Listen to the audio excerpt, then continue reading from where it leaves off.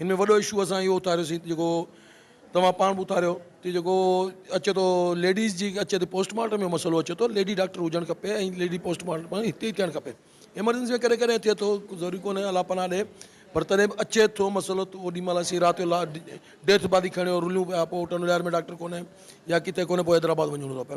अल्हम्दुलिल्लाह अॻे जेको इम्यूनोग्लोबुलिन लाइ IgG जे लाइ या रिग जेके असीं चवंदा आहियूं, जेकॾहिं दुन खां मथे किथे बि कुते जो चक हुजे त उनखे हिकिड़ी स्पेशल वैक्सीन लॻंदी हुई, उन जे लाइ अॻे हैदराबाद असांखे शिफ्ट करिणो पवंदो पेशेंट।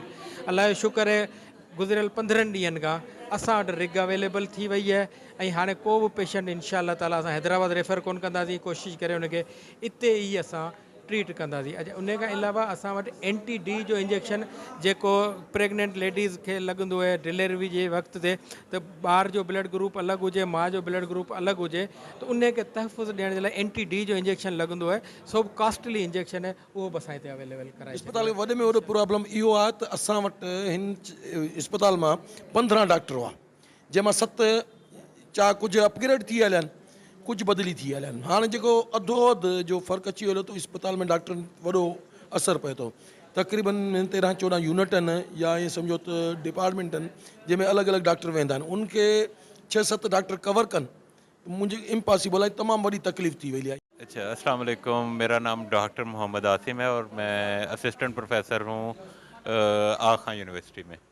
अच्छा, आज हमने जो मीटिंग की है ये कम्युनिटी हेल्थ कमेटी की मीटिंग है। जो कम्युनिटी के मुअज़्ज़ज़ अरकान है वो आके डॉक्टरों के साथ, सेहत के अमले के साथ मिल के बैठ के अपने जो भी मसाइल है वो डिस्कस करते हैं और उनके लिए लाहे अमल तैयार करते हैं कि वो कैसे उनको के सेहत की सहूलियात को बेहतर बनाया जा सकता है।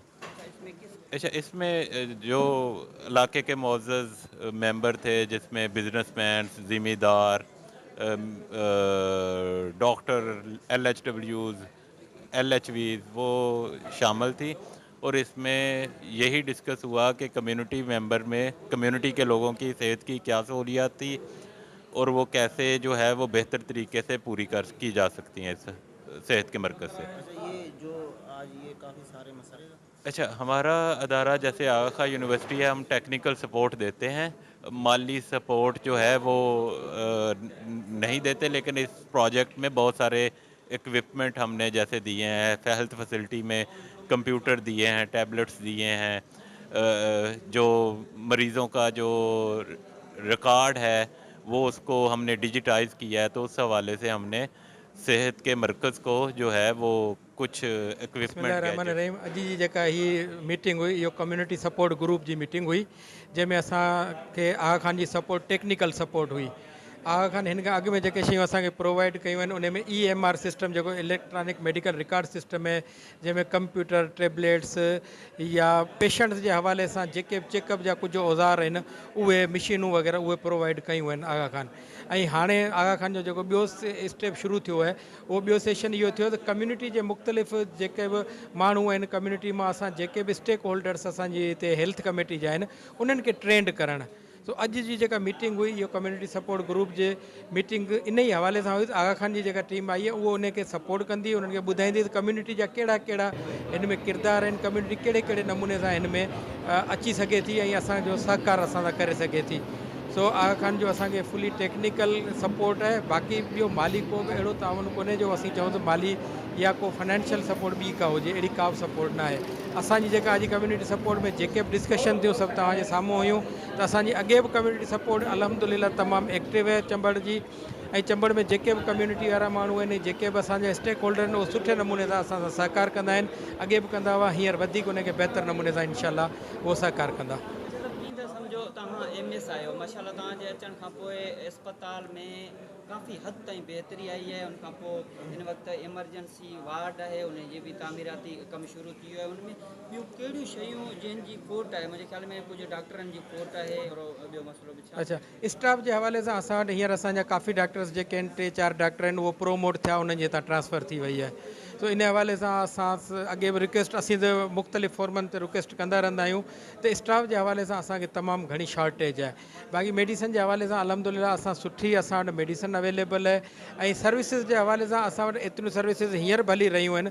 उन्हनि खे वधाइण जे लाइ जीअं हाणे एमरजेंसी जी बिल्डिंग PPHI वारा एमरजेंसी जी बिल्डिंग ठाराइनि पिया ऐं ॿी जेका UEP जे ताउन सां DC साहब ऐं MNA साहब असांखे बिल्डिंग नई ॾिनी आहे, उन में इंशाल्लाह ताला असां सुठे नमूने सां ऑपरेशन थिएटर NICU ऐं ब्लड बैंक इहे इंशाल्लाह असां नेक्स्ट ईयर ताईं शुरू करे वेंदासीं ऐं इंशाल्लाह उन जो ताउन असांजो जेको हिन कम्युनिटी जो ताउन असां सां रहंदो त असीं सुठे खां सुठी सहूलियतूं इंशाल्लाह हिन अस्पताल में शुरू कंदासीं। कम्युनिटी मीटिंग में या तव्हां हिकिड़ी असांखे नई ॻाल्हि ॿुधाई त हिकिड़ी अल्हम्दुलिल्लाह अॻे जेको इम्यूनोग्लोबुलिन लाइ IgG जे लाइ या रिग जेके असीं चवंदा आहियूं, जेकॾहिं दुन खां मथे किथे बि कुते जो चक हुजे त उनखे हिकिड़ी स्पेशल वैक्सीन लॻंदी हुई, उन जे लाइ अॻे हैदराबाद असांखे शिफ्ट करिणो पवंदो पेशेंट।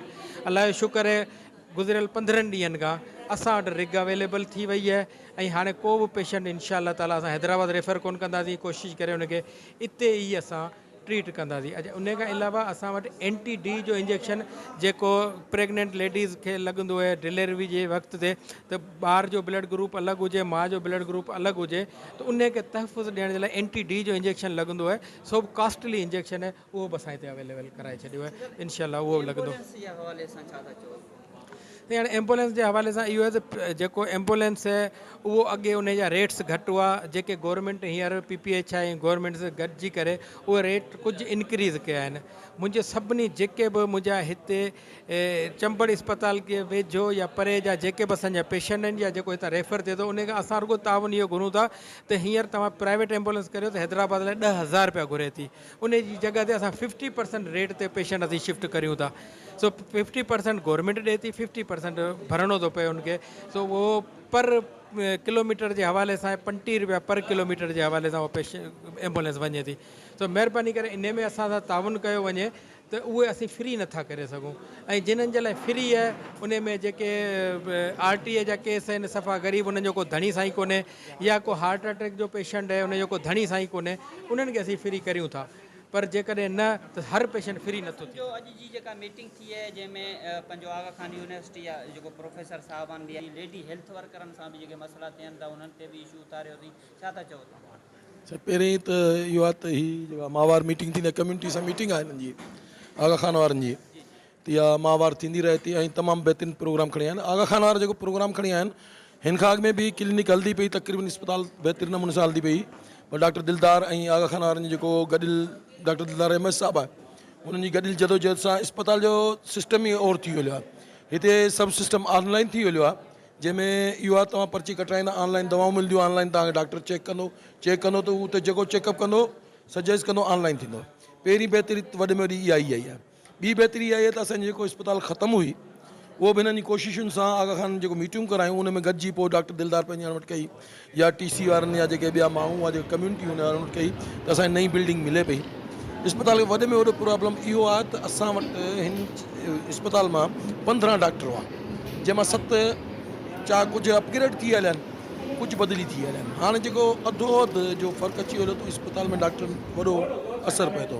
तक़रीबन 13-14 यूनिट आहिनि या ईअं सम्झो त डिपार्टमेंट आहिनि जंहिंमें अलॻि अलॻि डॉक्टर वेंदा आहिनि, उनखे 6-7 डॉक्टर कवर कनि, मुंहिंजी इम्पॉसिबल आहे, तमामु वॾी तकलीफ़ थी वई आहे। हीअ इस्पताल असांजे तेलके में वॾे में वॾी ऐं अहम इस्पताल आहे। हिन इस्पताल ते घटि में घटि न तॾहिं बि 25 खां 30 डॉक्टर हुजणु खपनि ऐं राति जो एमरजेंसी में डॉक्टराणी बि हुजणु खपनि। हिन में वॾो इशू असां इहो उतारियोसीं जेको तव्हां पाण बि उतारियो कि जेको अचे थो लेडीज़ जी अचे थो पोस्टमार्टम जो मसइलो अचे थो, लेडी डॉक्टर हुजणु खपे ऐं लेडी पोस्टमार्टम हिते ई थियणु खपे। एमरजेंसी में कॾहिं थिए थो, ज़रूरी कोन्हे अलाह पनाह ॾे, पर तॾहिं बि अचे थो मसइलो त ओॾी महिल असीं राति जो डेथ बादी खणियो रुलियूं पिया, पोइ टनलियार में डॉक्टर कोन्हे या किथे कोन्हे, पोइ हैदराबाद वञिणो थो पए, मसइलो थिए थो।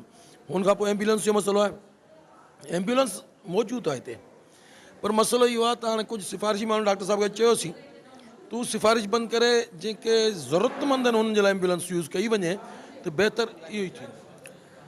ॾिसो इस्पताल में त माशाल्लाह असां मेंबर बि आहियूं हिते, कम्यूनिटी हेल्थ जेका कमेटी ठहियलु आहे उन में बि, त गुज़िरियल 2-3 सालनि खां असां हिननि सां टच में आहियूं, हिननि मीटिंगनि में शिरकत रही थी। इस्पताल तव्हां पाण असांखां वधीक हिते अचो वञो था, माशाल्लाह अॻे खां हर लिहाज़ खां बहितर आहे।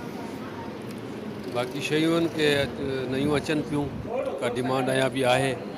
जीअं एमरजेंसी जी बिल्डिंग तव्हांखे ॿुधायो त MNA साहब जी तरफ़ां, ज़ुल्फ़कार सत्तार बजाणी साहब जी तरफ़ां 4.5 करोड़ जी स्कीम ताज़ी हींअर मिली आहे। एमरजेंसी बिल्डिंग तव्हांखे ख़बर आहे कोन हुई पाण वटि, उहा अची वई आहे। ऐं PPHI तरफ़ां बि तमामु बहितरीनु शयूं हींअर जी इन में मीटिंग में असां चयो मेल जे लाइ अल्ट्रासाउंड बि हुजणु खपे, फीमेल जो आहे। त इहो काफ़ी शयुनि में बहितरी अचे पई ऐं इंशाल्लाह अॻिते बि सभु गॾिजी इन में बहितरी आणींदासीं। पाणी जो मसलो टाउन कमेटी है टाउन कमेटी तरफ़ां असां पाणी इंशाल्लाह कनेक्शन सुभाणे लॻी वेंदो। मतिलबु जेके तालके चंबड़ जी जेके सिविल अस्पताल में जेका कोताहियूं हुयूं उन्हनि खे मतिलबु दुरुस्त करणु ऐं बहितर नमूने जेको सो उन ते कमु करणु, उन हवाले सां जेका गॾिजाणी थी सो तमामु बहितरीन गॾिजाणी थी ऐं डॉक्टर साहब जेके ॻाल्हियूं कयूं आहिनि, मतिलबु एम्बुलेंस जूं ॻाल्हियूं कयूं त मतिलबु एम्बुलेंस जेको मतिलबु इस्तेमालु थिए थी ज़्यादातर उहे माण्हू इस्तेमालु कंदा जेके पैसे वारा हूंदा आहिनि, सिफ़ारिश वारा हूंदा आहिनि, ग़रीब माण्हू रहिजी वेंदा आहिनि। सो डॉक्टर साहब इहा ॻाल्हि कई आहे। सो मतिलबु त अहिड़ियूं शयूं जेके इस्पताल में मौजूदु न आहिनि उन्हनि मुतलिक़ जेके सो अॼु जी जेकी मीटिंग थी आहे उहा तमामु बहितरीनु।